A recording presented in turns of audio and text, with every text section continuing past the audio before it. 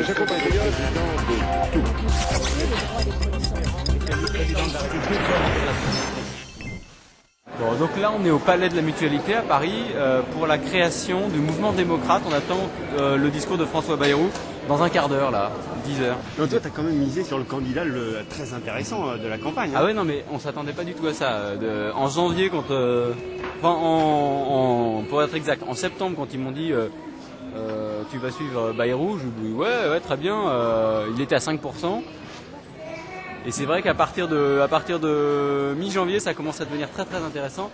Alors là, c'est carrément le Far West.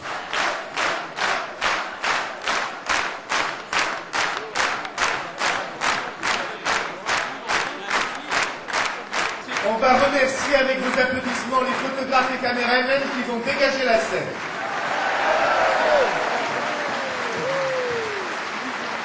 L'UDF appelle à la constitution d'une force politique nouvelle, indépendante, ouverte, le mouvement démocrate, et présentera ses candidats aux élections législatives avec cette étiquette. Alors je crois que François Bayrou a dit les choses très clairement. L'UDF ne disparaît pas. L'UDF est fondatrice en quelque sorte d'un nouveau mouvement qui est appelé à être beaucoup plus large. L'UDF, historiquement, était beaucoup tourné vers la droite. Bon, son fondateur, Valéry Giscard d'Estaing, y était certainement pour beaucoup. Et on s'est aperçu, lors de l'élection présidentielle, qu'il y avait nécessité d'autres choses, beaucoup plus larges.